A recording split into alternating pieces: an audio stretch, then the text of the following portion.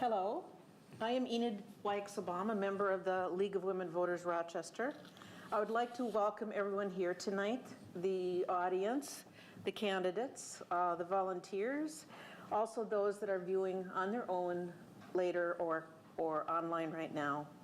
This forum is sponsored by the League of Women Voters, but we'd also like to thank our sponsors for helping us so much tonight: the Rochester Post-Bulletin, the Rochester Area Chamber of Commerce, and the Rochester Public Library. The League of Women Voters is a volunteer organization organized at the local, state, and national level to encourage citizens to participate in government. While we as a league do take stands on issues, we never endorse or oppose political parties or candidates. The views expressed in this forum are those of the candidates, not those of the League of Women Voters Rochester or any partner or sponsor of this forum. And the sponsorship of the program is not an endorsement of any candidate. It is our purpose in sponsoring this forum to provide you with an opportunity to hear candidates discuss face-to-face the issues that are important to you. Tonight's questions have come from the League of Women Voters Rochester, the Post-Bulletin, the Chamber of Commerce, and members of the audience. Some of these questions have been submitted in advance by email. You're welcome to submit as many written questions for the candidates as you like. Just hold up the cards that we've provided as you finish them, and a league volunteer will collect them. All registered candidates were invited to participate in tonight's forum. If you are watching this forum on live stream, you may email your questions to lwvrochester@lwvmn.org. Tonight's volunteers who are managing the questions are also league volunteers. A word about questions. Questions that are hostile, unclear, or of a personal nature will not be used. Given our format, your questions must relate to both candidates. Questions that fall into the same general area, which have been addressed in opening statements, may be consolidated to allow the moderator to cover as many topics as possible in the time allotted. We appreciate questions that are forward-looking rather than a review of past issues. If the answer was unclear to you, feel free to submit a follow-up question or ask the candidate after the forum. Cards become the property of the League of Women Voters Rochester. There's never enough time to cover all the issues in a limited time and setting like this. Please feel free to contact the candidate's campaign headquarters directly if your questions are not addressed tonight. We'd like to thank all candidates for running for office, for offering to serve your community, and for the enormous time, dedication, and commitment that running and serving demand. We encourage our members as individuals, as we encourage each of you to get involved in your community and the political party of your choice. Welcome to tonight's forum, which features candidates for Minnesota House Representative 20B. Candidates for this seat are Elise Diesslin and Stephen Jacob. Each candidate will have 2 minutes to offer an opening statement. The candidates then respond in turn to questions provided by the League of Women Voters Rochester, this evening partners, and the audience. Candidates will have 75 seconds to answer. The candidates will then have 2 minutes each to make a closing statement. I would like to suggest to candidates that you make your answers as succinct as possible. It isn't necessary to use the entire 75 seconds for your answers. But as long as you finish your sentence, our timers won't cut you off. We would like to cover as many questions as possible. Each candidate also has three 30-second rebuttal cards. These can be used at any point after each candidate has answered the question. Only one rebuttal card can be used per question. Please put the card in the basket, the little black basket in front of you after you have used it so that you can remember how many you've used. I would also like to remind the audience to remain quiet during the forum, hold your applause until the end of the forum, and to turn off your electronic devices. The timekeepers tonight are League of Women Voter Rochester members Jan Strand and Mary Jo Cosio. Questions are screened by League of Women Voters Rochester members Mary Jones and Maggie Brimajoin. Asking questions from the Post Bulletin will be Danae Dryden. We have a question sent in from the Chamber of Commerce. The candidates have drawn numbers to determine who shall go first, and candidate Diesslin will offer her opening statement first.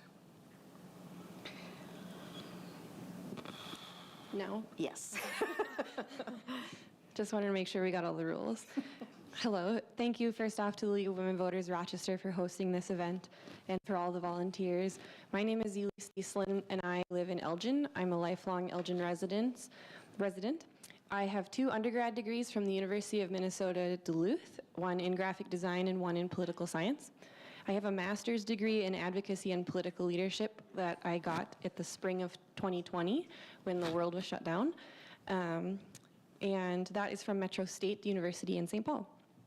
I currently work at the Mayo Clinic. I have previous city council experience. I served on Elgin City Council for 4 years. And I am running for office because I would like to represent and hear from all residents of my district. I think a lot of us feel like we're tired of the division, and I think work feels like it's not getting done the way it could be. I would like to work across the aisle and be able to work not just within my own party, but outside of my party. And I think the best thing about me is I'm a really, really good listener. I'm more of an introvert first than any sort of extrovert. I'm not doing this to be on any soapbox. And so I think a huge attribute I have is being able to listen first. And I want to be able to listen to anyone in my district, Republican, Democrat, across the aisle, and I think that's what I could bring to a representative in the area. Thank you. Thank you. And candidate Jacob. Well, good evening. As I said, my name is Steve Jacob. I'm currently the District 3 County Commissioner for Western Winona County. I've been serving in that position for 10 years now.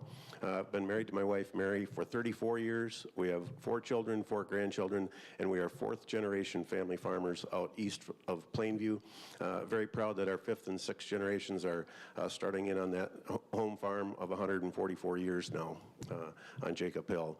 But I've been very active in the community over the years. I served on my local board of elders as long as that term would allow. I did mission work, volunteered to do mission work, building houses behind Hurricane Katrina. I did a program called Faith in Action where I took patients back and forth to medical appointments at Mayo Clinic. I did that for many years. And I've been on more boards and committees at the county level than what I could possibly ever remember. Currently, I sit on the Whitewater Joint Powers Board. I sit on Winona County Planning Commission. I am the liaison to the Soil and Water Conservation District, and I am currently the chair of the Winona County Road and Bridge Committee. But just to give you a little bit of idea about where I stand on issues, shortly before I took office, Winona County had reached a maximum of 360 employees. And through attrition, we were able to get that number down to 280 employees. And then it was my own personal initiative to sell our Winona County Government Center and get that reduced number of employees into less brick and mortar buildings and see the size of government physically shrink. That's something that you almost never hear of anymore in this day and age. So I'm very proud of that. Also, when I took office 10 years ago, Winona County was millions of dollars in debt, and in 2021, Winona County became debt-free. So I'm very proud of that accomplishment as well. Winona County did go on to build a jail. They'll be assuming more debt for that, but it felt good to get to pay that debt down and pay it off. But that just gives you a little bit of idea about who I am and what I stand for and my watchdog mentality of government. Thank you. Thank you, candidates. I wanted to clarify for the audience, there are timers and they are showing the candidates the time remaining, and we do appreciate when you get down to the end that you finish your statement. But if you're in the middle of a sentence, you don't feel like you have to stop talking, but stop at the end of that sentence. All right, our first question now is coming from the League of Women Voters, Rochester. I will be asking the candidates to begin to answer in random order, so expect that. The first question comes from the League of Women Voters, and we're going to begin with candidate Jacob. As a member of the legislature, what measures if any, would you support to reinforce or ensure voter confidence in our elections? We need to make it easy to vote and hard to cheat. Photo ID, paper ballots, and the election boxes that we have, the drop-off boxes, are a problem. So in Winona County recently, we were granted a federal grant to expand or enhance our voting system by giving us new equipment for Winona County. So on a 4-to-1 vote at the Winona County Board, my question was, is that equipment connected to the internet? The answer was that it does at some point connect to the internet. So I was the only vote against accepting that funding to expand and have more connections to the internet. One of the things that I've learned along the way from the citizens is that they don't trust that. They do trust paper ballots, and they've told me time and time again. I was surprised, but they trust the paper ballot system. They say that it wasn't all that many years ago that we had a paper ballot system. The ballots were counted in a timely fashion, and it couldn't be hacked in the internet. So those are some of the things we can do to enhance voter integrity. Thank you. Candidate Diesslin. I think a huge one would be if you made Election Day a holiday and it gave people the time off of work. If you couldn't make it a holiday, get more ease of access to transportation on the day. Also, more opportunities like early voting and mail-in voting. Mail-in voting was great during the height of the pandemic. I used it because I didn't want to have to potentially wait in lines, even though in Elgin a line might be 3 people. I think we need to continue doing things like that and make it as accessible as possible. Early voting starts this week, and I think it's a great opportunity for people to take advantage of. Thank you. Our next question comes from the League of Women Voters again, and we'll begin with candidate Diesslin. With climate change already impacting the U.S., there are many legislative proposals, there were at last session, including the promotion of clean energy by installing electric car chargers, solar arrays on schools, dropping nuclear power prohibition, electric grid improvements, and funding to promote regenerative agricultural practices and weatherizing more homes. Which, if any, of these ideas would you support? They all sound wonderful. I think climate change is certainly real. It's man-made, and it's something that we need to do something about. I think we could upgrade our grid as much as possible. Certainly our homes too, anything that could be done within our homes. As someone, I live about 20 minutes away from Rochester, and I know some electric cars don't go that far on a charge, and so it sounds like a great idea, but in rural Minnesota, it's not always super feasible to do something like that. And so I think if you had more grids and you could kind of charge where you needed to be, especially in these rural areas, that would be a huge upgrade. And then also expanding transportation so we wouldn't have to drive cars all the time. That would be huge as well. I know there was a huge dip in overall CO2 emissions during the pandemic because so many people were working from home, and we reduced the amount of cars on the road. And so I think if we can kind of use our lessons learned from the pandemic to see what worked and what didn't work, we could continue using that going forward for clean energy. Thank you. Our next question comes from the, oh no, sorry, candidate Jacob didn't answer there. I've got my own sheet right here, so I know. Well, on the issue of climate change, I think the question is it all man-made, or is some of it naturally occurring? To believe that climate change without man doesn't exist is an unfair statement. We know throughout time that we've had ice ages, we've had times of where we were living in this would have been a tropical environment. So there are things such as solar flares that are happening. There are volcanoes that erupt underneath the ocean. There's magnetic forces within the earth. And there's many naturally occurring issues that happen that affect climate change. As a farmer, it's very easy for me to just simply do the right thing. If you drive past my farm, you'll see that I'm a ag water quality certified farm. It's no-till, it's cover crops, it's all the good pieces that you want to see in your environment. So I don't need a litany of government regulations to do the right thing.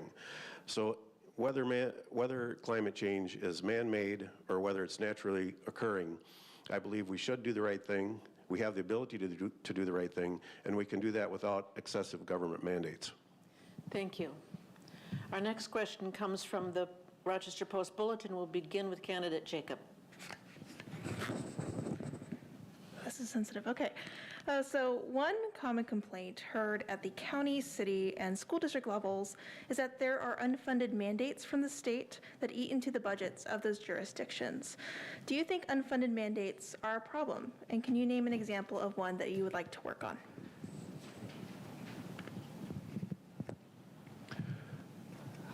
At the county level, just about the entire Health and Human Services Department. Here's a major inefficiency that we have here in Minnesota. Of the 50 states in the United States, 40 of those states, the state implements health and human services at the state level. And of course, Minnesota, with its complex system, we're one of the 10 states who has the county implement the health and human services departments. So in that, I did my research. There are 8,700 county employees that are governed and watched by 8,100 state employees who simply are hired to watch and make sure that the county implements their health and human services programs correctly. The amount of unfunded mandates from the state on down is almost, it would be hard to count. So is it a problem? Yes. Do I have good knowledge on the situation? Yes, I do. And I will help the counties and I'll help the cities with those unfunded mandates. Thank you. Candidate Diesslin. I think this is a great opportunity. We have a surplus in the state currently, and we could start looking at ways that we could distribute that surplus to fund these unfunded mandates. I think schools, especially, both of my parents are K through 12 educators, and I hear constantly different things that they're short on funding for. And again, we have a surplus. We're sitting on a $9 billion surplus, if I remember correctly, and sending it to mandates doesn't get the opportunity to have it get finished. And so again, we have things that are not getting done, and we need the funding for them. So let's fill that gap, and we have that surplus, and we can really work to distribute that in a fair and balanced way across all those counties, cities, and schools. Thank you. Our next question comes from the Rochester Chamber of Commerce. We'll begin with candidate Diesslin. Infrastructure is an area that is always highlighted as an area to improve, whether that is roads, broadband, or sewer and water. What infrastructure will you focus on improving? I think roads and broadband is huge. Broadband, especially during the pandemic, and still now, I work from home a majority of the time, and sometimes Elgin's Wi-Fi isn't super reliable. And so I think broadband is huge. That's something, especially during the pandemic and moving forward, there's a lot of small businesses that now work strictly online because of the pandemic. That would be huge. Roads also, that's another one. I know there's a road, Old Highway 52 in Zumbrota, and it got looped into a bonding bill, and that still wasn't dealt with. And so there's so many issues that we're just ignoring, and something like a road or a bridge we can't continue to ignore. It will collapse, it will fall apart, and you'll ruin not only your vehicles driving over the potholed road, but at times it collapses, and it's a huge detriment, like when I-35 collapsed. We cannot ignore that infrastructure and that upkeep. Thank you. Candidate Jacob.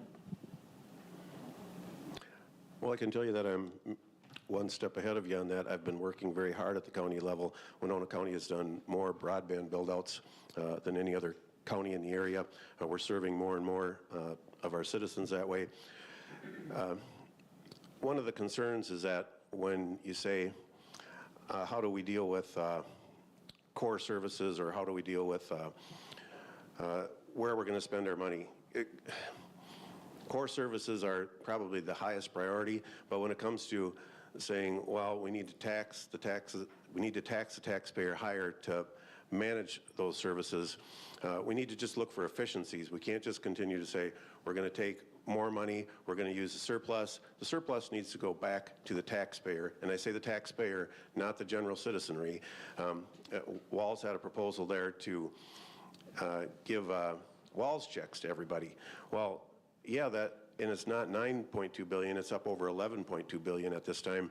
That money needs to go back to the people who paid it in, not to the population as a whole. So redistribution of that wealth is not the answer. Meaningful tax cuts are the answer. Thank you. Thank you. Our next question comes in from the audience, and we'll begin with candidate Diesslin. Will you support an equal rights amendment to the Minnesota Constitution?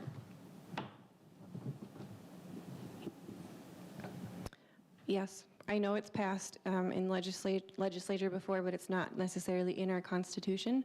And an equal rights amendment can affect so many different groups of people, and I think having it in our Constitution makes it so much more difficult to potentially remove, and legislation being repealed currently is a hot button issue, and I think keeping it just in the legislation is not safe, and it could be put in the Constitution, so then it would be more difficult to potentially take out later. Yes, I would support that.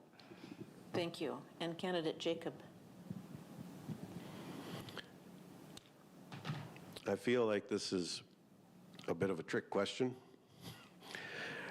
I know that there's a push to redefine what a woman is, and as a woman being a transgendered man with male anatomy being treated as a woman with equal rights to a woman, I don't support that. So I don't know exactly what the question means. If the question means that a woman, as we traditionally know a biological woman, she should have equal rights. Yes, absolutely. But I feel like this is a slippery slope. These new definitions are being brought into this, and I kind of don't feel good about the question. Thank you. Okay, our next audience question deals with Social Security, and we will begin with candidate Jacob. Should Social Security benefits be taxed by the state of Minnesota? No. Way to use your 75 seconds. Candidate Diesslin. I would agree with that, no. Wow. A little longer to answer the question, but Okay, we want only one-word answers now. And the next question from the audience might be a little more complex than that answer. Regarding health care, what would you do to make health care affordable for Minnesotans, for all Minnesotans? And we begin with candidate Jacob.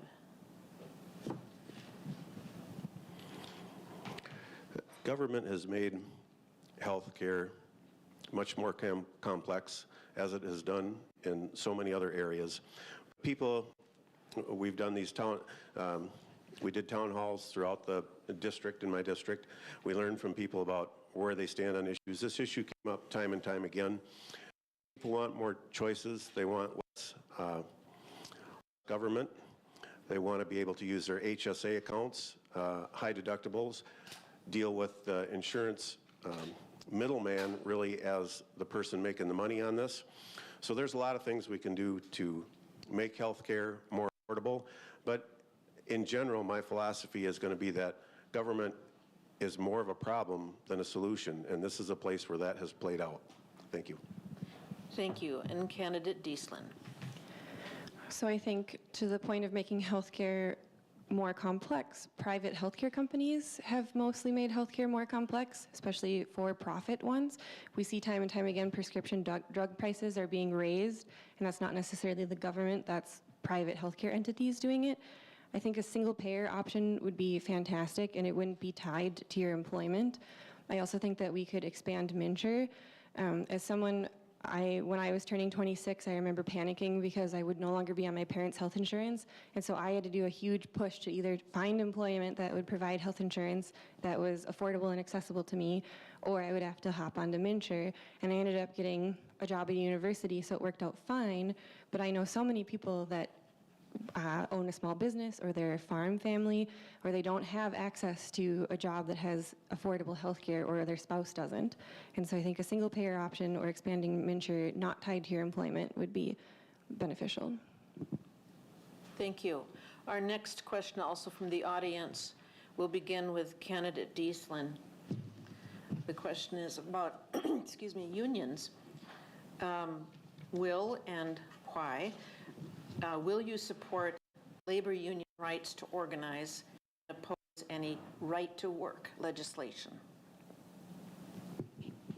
Yes, I'm endorsed currently by a handful of unions, and this is my third time running for Minnesota House of Representatives, and I'm almost always unanimously supported by local unions. I think unions are incredible. Labor Day, that's a union holiday. We can thank labor unions for that. We can thank labor unions for our 40-hour work week, for being 15 or 16, starting a job and not being a child working in a sweatshop. I think unions are a huge backbone to our workforce in America, and we need to continue to support them and let them have their choice to organize. Thank you. Candidate. At the county level, unions have been one of the single biggest frustrations that have been driving up taxes that I've had to deal with in my 10 years on the county board. But as with all situations, my 10 years in government, I strive to listen, to learn, to understand, strategize, and then I implement. So there's a lot of work that needs to be done here. I'm willing to listen to both sides of the issue, come up with the best solution we can, but there certainly are frustrations with the powers of the union and how they're driving costs up for the taxpayers. Thank you. Next audience question is about the Electoral College, and we'll begin with candidate Jacob. The state of Maine allocates its Electoral College votes to reflect the popular vote, not to winner take all. Why or why not would you support such a division for Minnesota?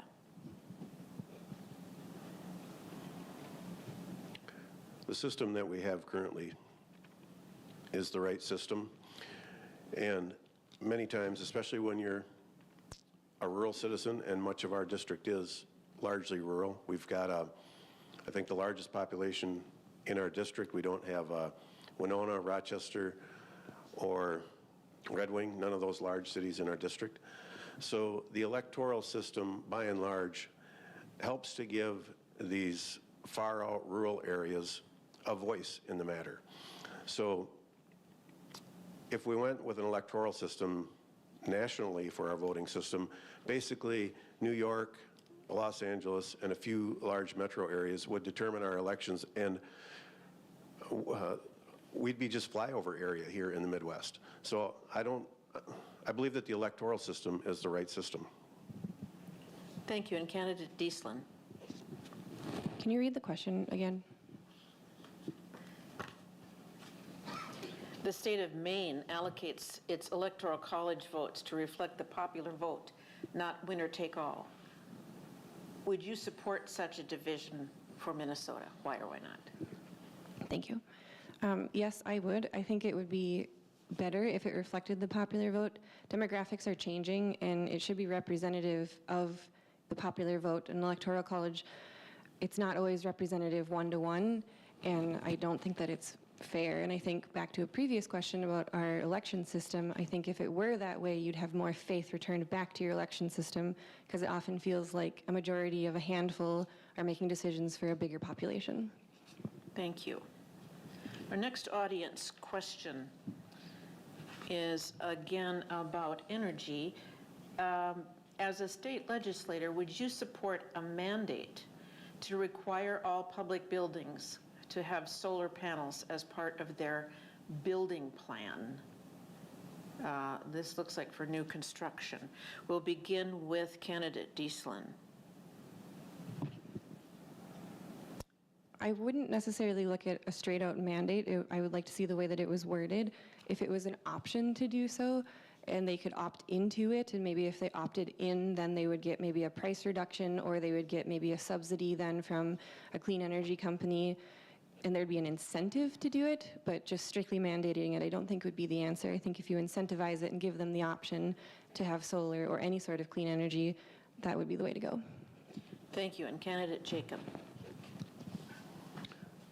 Mandates are a bad idea. Even incentivizing, if a program stands on its own and it can stand in the private sector. I think we should support it. I sit on the Winona County Planning Commission, and every application that's come through for solar energy and solar arrays, I have supported, largely because I believe in property rights, and if that's what you want to do with your property, more power to you. But the idea that we would subsidize or incentivize, that's a problem. If there's a power outage, the first thing I think to call is my local fossil fuel energy company. The power lines are down, there's a mess. I don't call the solar company because they don't have the resources to fix the problem. The solar companies, while well-meaning, they can't survive without the grid that the fossil fuel industry has so very well built. It's a service to our community, it's the backbone of our community, and they really deserve more credit than what they get for the service that they provide to us and the reliable energy that we get from that grid that was built by the fossil fuel companies. Thank you. And we have a rebuttal. Just to rebut that a little bit, it sounds as if the fossil fuel companies then have a monopoly on any sort of power system.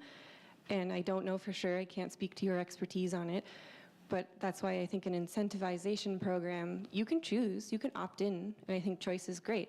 Where a mandate, like I said, it would force you to do something that maybe you don't want to do as a business, where if you have the choice to add solar power, which would also go along with the fossil fuels, I think then we could kind of move away from strictly using fossil fuels for any sort of energy, and we could expand more on solar power or any sort of clean energy.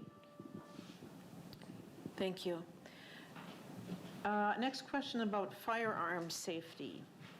We will begin with candidate Diesslin. Many are concerned with increased gun violence in our communities. What legislation, if any, would you support to help reverse this current trend and respond to the need for safer communities? So I have an interesting background with this.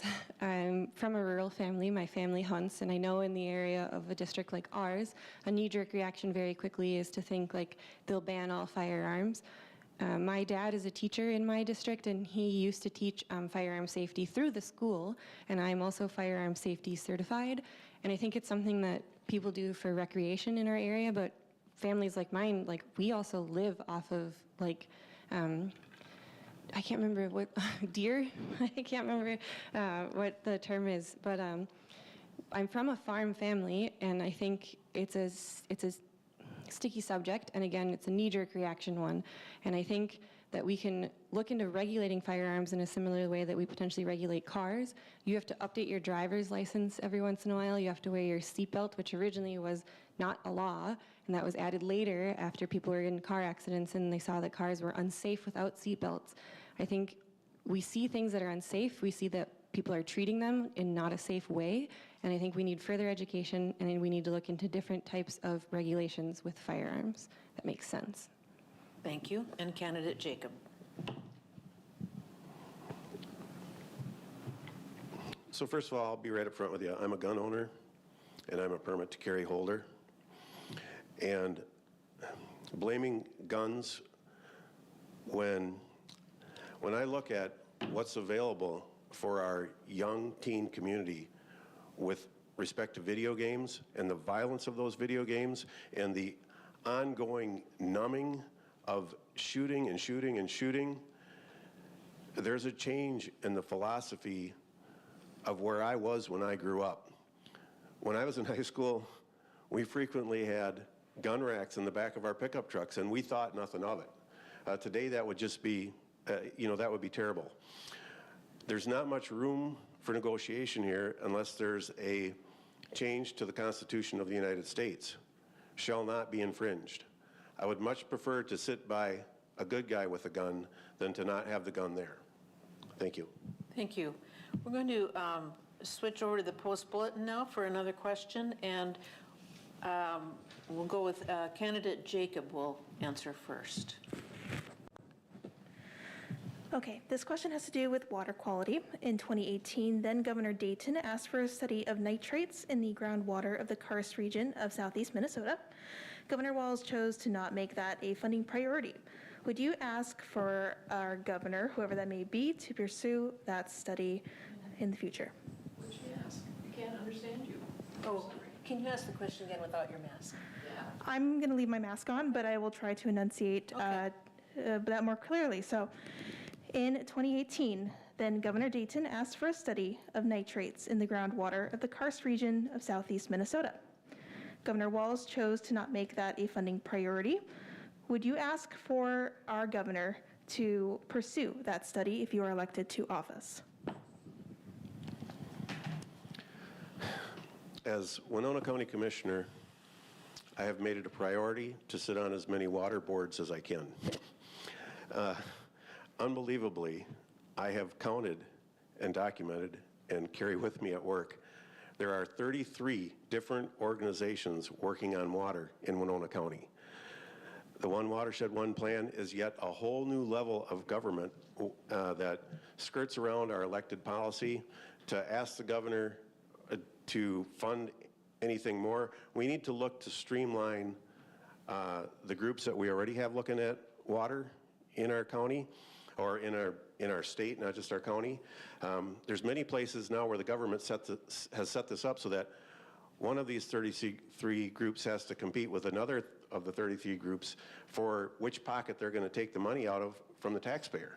So it's a growing problem. It's gaining momentum. It's a huge snowball. It's something that I've worked at personally. I care about the environment. I live it. I practice good practices. I'm so proud of my farm and what I do out there on my farm. But anymore, no, I'm not asking the government or the governor for more water programs. Candidate Diesslin? I would say yes. Everyone should have access to clean and safe water, and whether or not a new program is added to your 30-something programs listed, you mentioned taking money from the taxpayer. If government is subsidizing it, that could be another thing. Then rather than adding a company to the list of running companies, you could help them get funded, and then it wouldn't go directly out of the taxpayer's pocket. So yes, I would ask that he look into it. Thank you. Our next question is about school curriculum, and we will begin with candidate Diesslin. What should the legislature's role be, if any, in determining school curriculum and what is taught in classrooms throughout the state? This is a slippery slope because the legislature could change it at any time depending on which political party is in power. And I think public schools should be held to a certain standard, especially since they're public schools. But it shouldn't necessarily just be based on what the party in power thinks should happen. I think we need to look at all sorts of education curriculum and not necessarily exclude any sort of science or histories or any well-rounded information that students in Minnesota will need. I am a child of 2 K-12 teachers, and I know constantly they're hitting roadblocks and different things that they can do in their classrooms, and I think it's a slippery slope for sure, depending on which party is in power, but we need to look at what's best for our students and support our teachers as well. Thank you. Candidate Jacob? Yeah, government is getting farther and farther off in the weeds. You know, the basic reading, writing, and arithmetic in our K-12, that's acceptable. But at Winona County recently, we had a pamphlet distributed to 9th graders, and I can't even use the language that's on the front cover of that pamphlet because it's so pornographic and inappropriate. This pamphlet went on to describe how many different ways a person could be sexual and how many different types of sexuality people there are. Completely inappropriate. So how these types of agendas are filtering into our public schools, that's a real problem. The constituents that I've talked to and the general public, they've made it clear that they want a choice of where their money is going to. If they're going to have to fund a school, they'd prefer to see that money follow the child. And if they want to send their child to a Christian school rather than to a government school with an agenda, they should have the freedom to do so. So the schools are just farther and farther off in the weeds with their curriculums, and it's a problem. And we have a rebuttal. I know what you're talking about, and this is a pamphlet about comprehensive sex education, and this is kind of what I alluded to with science, and this also goes with public health as well. And I think that's more than fair if you have comprehensive sex education, and it helps in all areas of life too, especially if you know the anatomy, because you could prevent potentially being sexually assaulted as a child because you know the correct anatomy. And as far as the types of sexualities, I think that's huge. I mentioned our ERA, and there's concern about what is a woman, and I think more education like that would kind of prevent further questions like that and have this gray, muddied waters as far as what is a woman, and a discussion about the trans community. Thank you. Yeah, you may. Yeah, so this particular pamphlet, I'm surprised that that you would know about it. The organization that brought it into the school was partially funded by Winona County tax dollars. As county commissioner, I immediately brought that to the county board's attention. I said we need to defund this group. We had three, I'm in a minority, 3 liberal commissioners who said, no, we're going to continue to fund this organization. The organization did make the comment that it was inappropriate. It should not have gone to 9th graders. It was intended for college students, but it wasn't appropriate for college students. It wasn't appropriate for anyone. So just very disturbing. Thank you. Our next question, we're going to begin with candidate Jacob. Given the recent Supreme Court ruling regarding Roe versus Wade, state legislatures may be enacting new laws regarding women's reproductive health issues, including access to care. What measures, if any, do you think the Minnesota legislature should enact regarding women's reproductive health and abortion?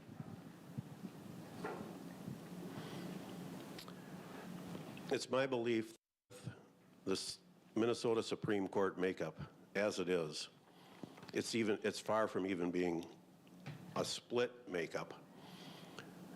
This issue it's not going to change in Minnesota in any time in the near future, unless we have a number of justices change on that court.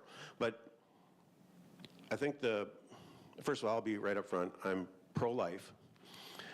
And the word women's reproductive health, if that's synonymous for birth control, that's offensive. Abortion should not be used as birth control. That child is a defenseless human being who needs protection. That's my position. Thank you. Candidate Diesslin. Yeah, I think it's a huge thing that we need to keep protected in the state of Minnesota. I know we're kind of in the Midwest here, this little oasis for abortion protection rights and women's health care. I know that I've heard time and time again that women are worried about their own bodily autonomy, and I know that there's been a lot of talk about shrinking government on the other side of the table here, and it floors me that this is something that usually there's more government mandates included in it whenever it comes to abortion rights or a woman's right to choose. And I don't think it's synonymous with birth control. Potentially there are some people that use it as that. But if you also look at comprehensive sex education, as I mentioned before, and if you let people know their birth control options, they may not need to potentially get an abortion. And there's oftentimes, it's their last minute choice. There's health concerns for both the mother and the child, and it's a very difficult decision to make. I can't imagine it would be easy for anyone to be able to do. And I think the government should stay out of that business. We don't go into anybody else's healthcare business. And if you want to shrink government, I don't know why it's not also in this instance too. Thank you.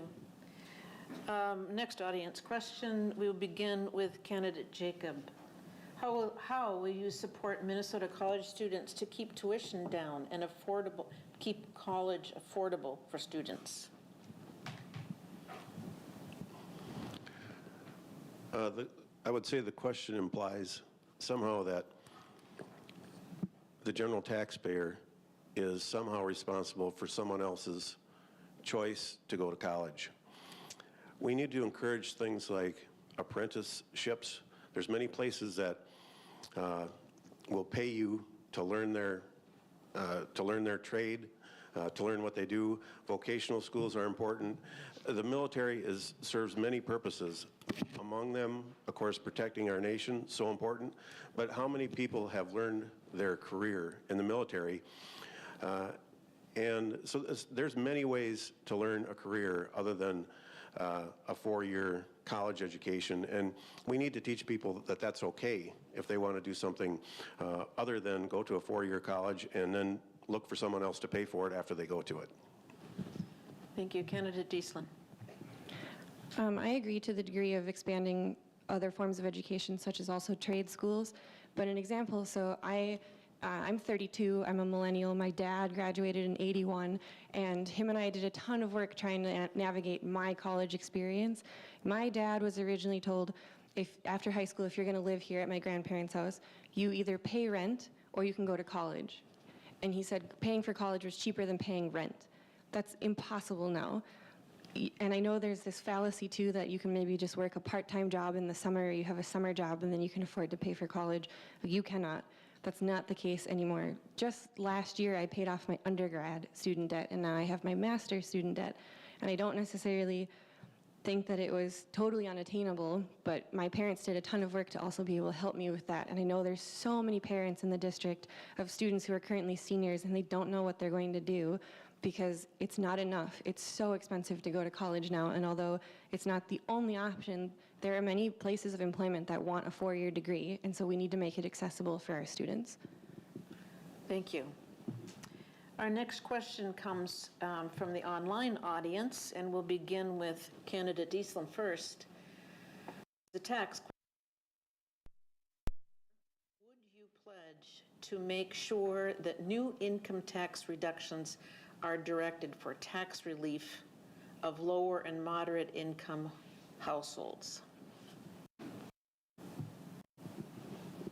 Can you read it again?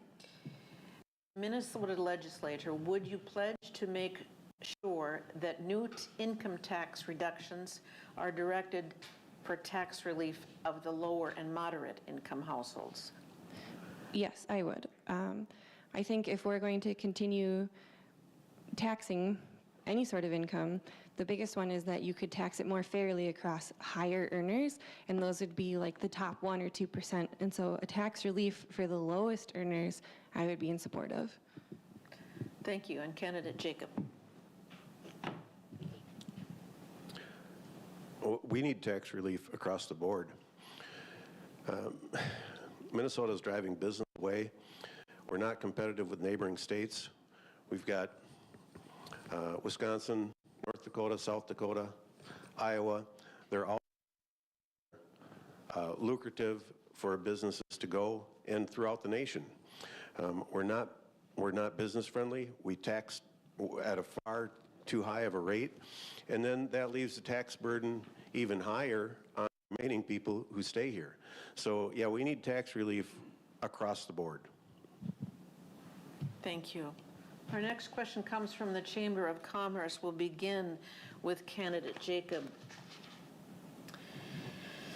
The last legislative session ended without an agreement on how to spend Minnesota's over $9 billion surplus. If you are elected, what priorities do you have for those funds?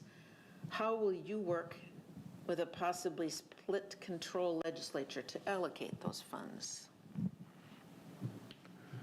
Yeah, that number has already grown. And I think, as I've already indicated earlier, I see that as an over-collection, and it needs to go back to the people who paid it in. It's not a slush fund of $11 billion for the sitting legislature to decide what they want to do with it. It's money that we took that we should not have taken. So we need meaningful tax relief. We need Social Security tax. We need to eliminate that tax. The estates, we need to eliminate that tax. Significant tax cuts and returning that money to the people who paid it in and not redistributing it back to the population as a whole. That's what we need to do with the overtaxation that we have currently. Thank you. And candidate Diesslin. So I think we should redistribute it to the community as a whole. I think that's why we have that system. Two huge things I would look at would be education and healthcare. And both in education and healthcare communities, there's a ton of COVID burnout. Our educators had to work throughout the pandemic remotely, or now they're short-staffed, they're underfunded, and they're trying to still navigate this post-COVID world to a degree as far as we are out of the pandemic. I know healthcare workers, too. There's a huge amount of burnout between healthcare workers that were essential and then non-essential during the pandemic. And I think we need to look at what we can do for these communities, because without education, without healthcare in our communities, we aren't a community. Our community runs on our K-12 schools, and obviously there's a ton of people in districts like mine that people work at the Mayo Clinic or they work at OMC here too, and we need to give them relief for their years of service that they've done through this pandemic alone, and I think that we could redistribute funds that way. Thank you. Next question, online question, it revolves around education, and we'll begin with candidate Diesslin. As a Minnesota legislator, how should the state use its authority to attract and retain its teachers so classrooms are appropriately staffed for the number and ages of their students? I think a big thing is fairly compensating teachers.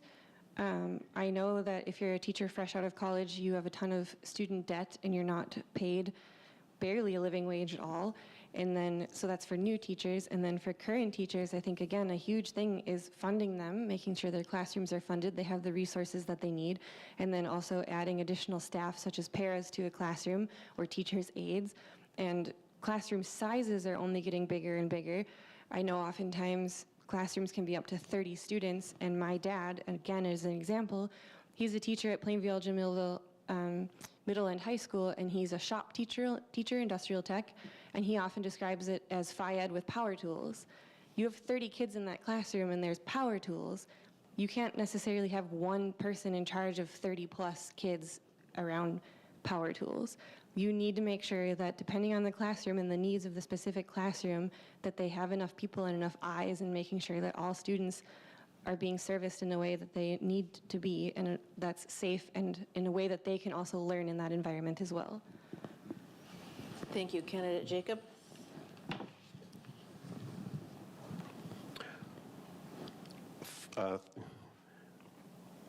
If something's broken and you continue to do the same thing time and time again to solve the problem, I think that's been called the definition of insanity.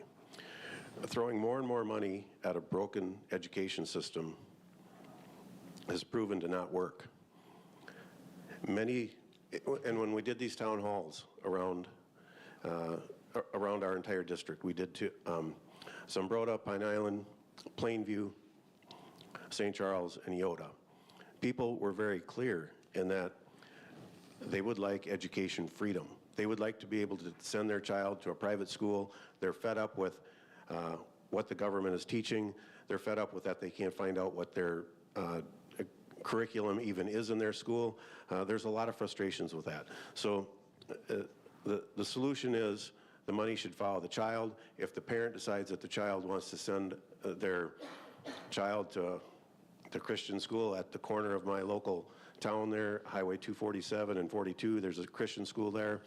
If they want to homeschool and they want to use that money that way, they shouldn't be forced to pay for someone else's education publicly while they're having to fund their own child's education privately. So the money needs to follow the child. Thank you. This is going to be the last question from the audience. Actually, this will be the last question before closing statements. This comes from the audience. There has been a lot of talk about problems with government. Given that you're running to be a part of the government, do you think that the Minnesota government is doing well? And why? What does that mean to you? And we'll begin with candidate Jacob.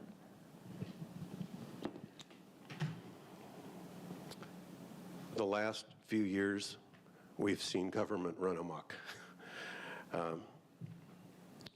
The burning of our cities, the lack of support for our law enforcement.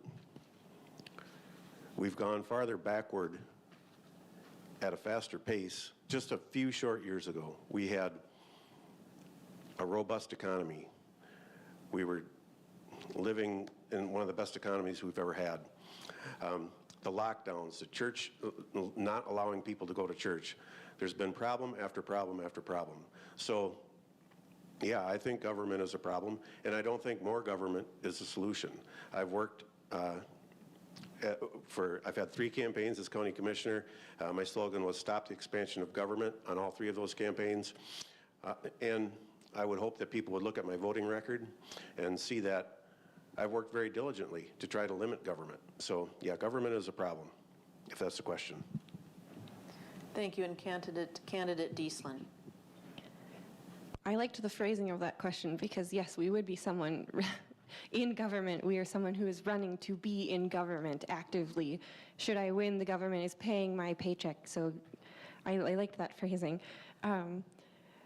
I think that there is potential cracks in the system, and any system you have, you tend to see that over time.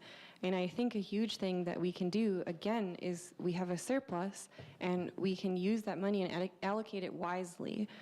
I think government can be a solution. I don't think you can have no government. I mean, I've read so many political theses about this that you can't exist without government. It just doesn't work. It's easy to hate on something that exists and say it's not working. So, okay, it's not working. What are some solutions? We can't eliminate it altogether. And I would love to be able to go to work, and I think I'm a pretty good problem solver, and this is problem solving. How do you try and benefit not just the majority, but include the minority in something as well? And I think that government should work for all people, no matter what your creed, religion, your political ideologies, and I think that it would be a really, really cool opportunity, and I would love to be able to get to do it. Thank you. That concludes the questions portion of our forum. We will now hear closing statements from each candidate. Candidates, you have 2 minutes each to speak, and candidate Jacob will go first. I'll try to be brief because the Vikings are playing. First of all, thank you to the League of Women Voters for providing this very valuable service to our community. But it's becoming more and more clear that Democrat policies are failing in Minnesota. Walz's Biden policies have failed our law enforcement and let our cities burn. Their policies have caused record inflation, high energy costs, and the worst economy we've seen in decades. Please join me in changing directions and going back to the policies and strong economy we enjoyed just a few short years ago. Once I'm elected to the Minnesota House, citizens of District 20B will have a proven conservative government watchdog in St. Paul. At this time, I'd like to share a couple of groups that have endorsed me. First of all, Minnesota Citizens Concerned for Life, or MCCL, Minnesota Farm Bureau, Minnesota Gun Owners Caucus, and as I stated earlier, I am a gun owner and a permit to carry holder.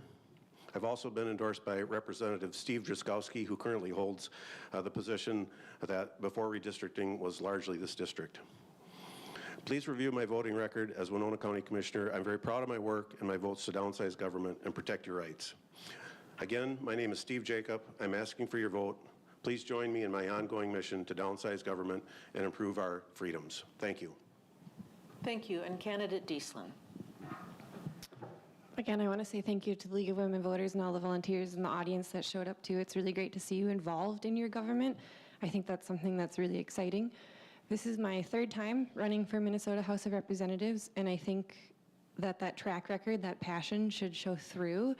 I think it takes a lot to voice your beliefs and your morals and your ethics. I think the 2 of us, to your credit too, it takes a lot to come out and do this and be in the public eye and campaign, and it can be really difficult at times to do so. I would love to work for this district. I think being a representative would be a really great honor, and I think that, again, I am a great listener. I like to listen first, and no matter the party, the ideology, I will be an open ear. I know my former representative, it wasn't always necessarily an open door policy, and I think that would be extremely exciting to just have an open door and anyone can come and visit. And I think meeting all types of different people and from different walks of life would be a huge honor, and I would love nothing more than to be able to do that for my district that I've lived in my whole life. And I think that would be, again, a great honor to do so. So I ask for your vote in November, and early voting starts this week. Thank you. If there's any, thank you. I would like to thank each of the candidates for participating in tonight's forum. Thank you for your service to the community and your willingness to participate in the democratic process by running for office. I would like to remind you that the views expressed in the forum tonight were those of the candidates, not those of the League of Women Voters Rochester or any partner or sponsor of this forum. Thank you all for coming tonight. Thanks to our partners, the Rochester Post-Bulletin, the Rochester Area Chamber of Commerce, and the Rochester Public Library. Remember that Election Day is November 8th, and early voting begins September 23rd. Don't forget to vote. I'm sure you won't, given the fact that you're here tonight. If you have any question about your polling place or would like to see your sample ballot or learn more about the candidates, visit vote411.org. I think there are cards on the chairs so that you can take that with you and be reminded of how to get to that information. To see this forum again, access the forums from the Rochester League of, League of Women Voters Rochester or the Rochester Public Library websites. Good night, everybody.